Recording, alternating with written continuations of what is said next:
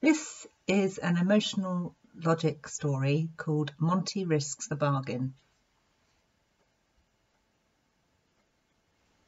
And it is about the emotional logic stepping stone of bargaining.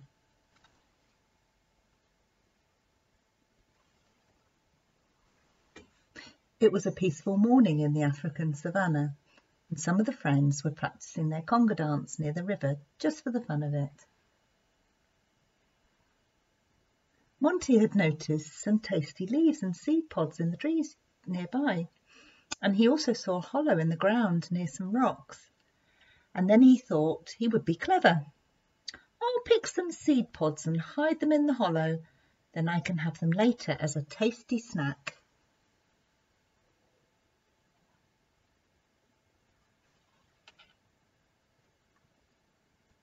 Monty chose the ripest pods. He decided they were so good he would cover them with earth to hide them.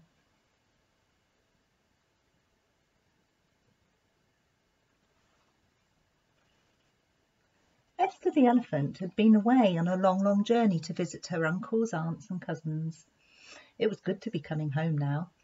She swished her trunk through the long grass as she slowly walked towards the river where her friends gathered to play.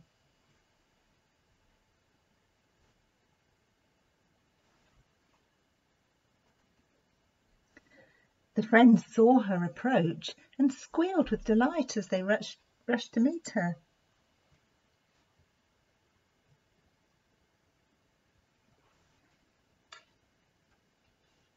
They all fussed around Esther and told her their stories at the same time.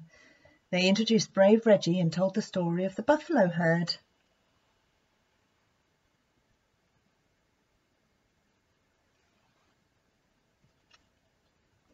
Eventually, Esther said she needed a sleep after her long journey.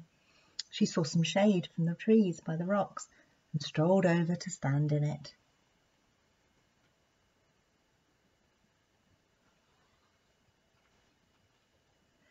Later that day, Monty decided it was time for a snack. He rolled somersaults over to where he had hidden the pods and then stopped all of a sudden in shock.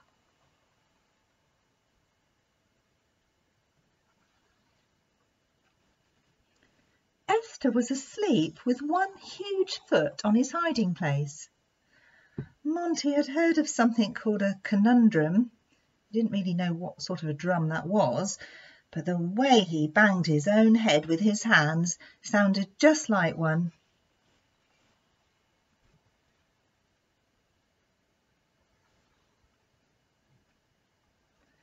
All of a sudden, Monty felt very angry and really hungry for his snack. He wanted it so much that he didn't care if he woke poor Esther or not.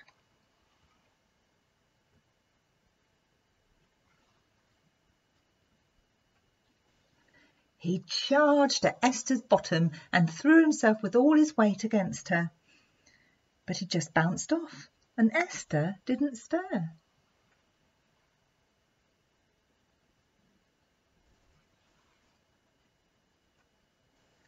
Monty charged again, having lost his cool as well as his snack.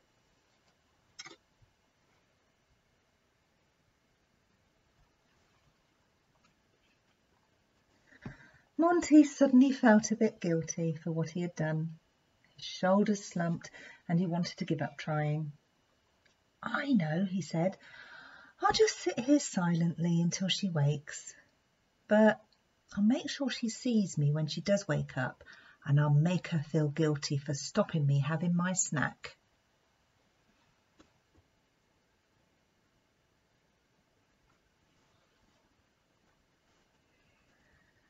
So Monty climbed onto Esther's tusk and sat there within inches of her closed eyes, staring at her.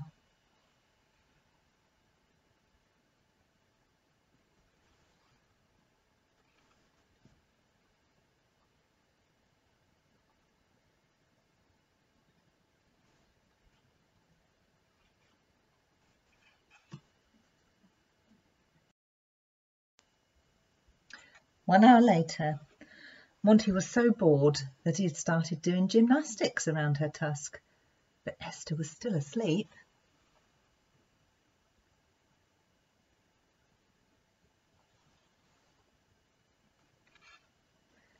Simba the wise lion had been watching all this from the rocks, covering his smile with a pad of his great paw. He let down now. "Monty," he said, "what on earth do you think you were doing?"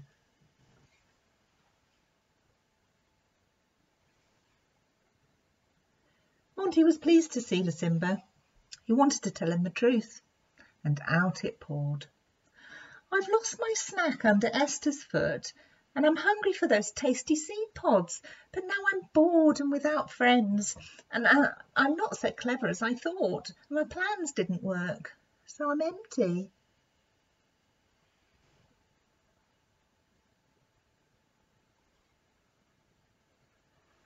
Simba held up his paw and let out a deep, long, "That's lots of losses, Monty.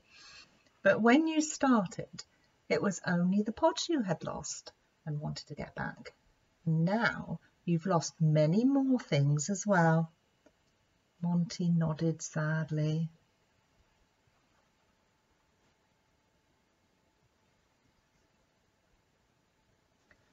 Simba continued, "When you charged at Esther's bottom to get back what you wanted, you were being very aggressive.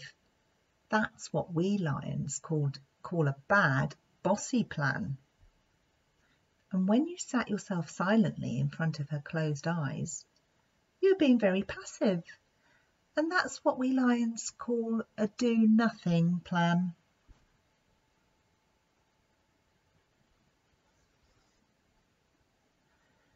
To get your seed pods back, you'll need to ask Esther to move.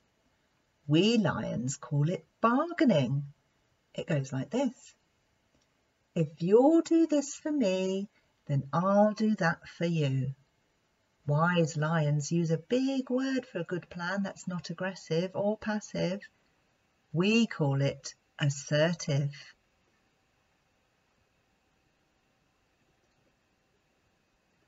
Monty thought and came up with a good plan.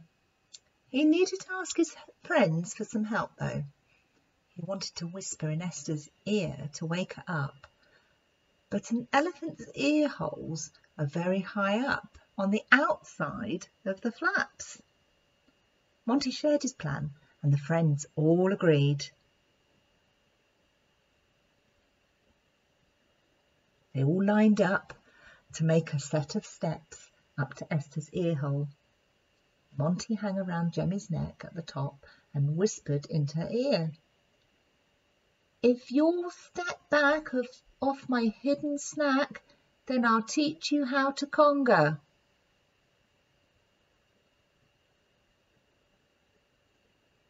Monty and all her friends were amazed to see Esther step back in her sleep, not even waking up. Then she sighed and she snored and she sighed again and fell deeply asleep once more.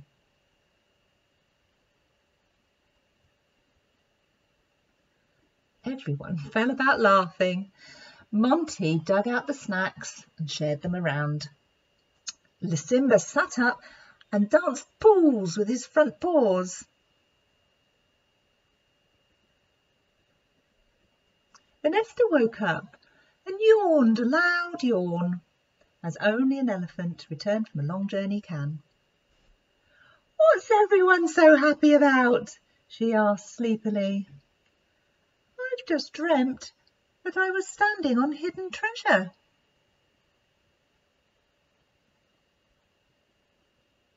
You were, laughed Monty as he bounced from side to side. "And when you are ready, I'm going to teach you how to conga."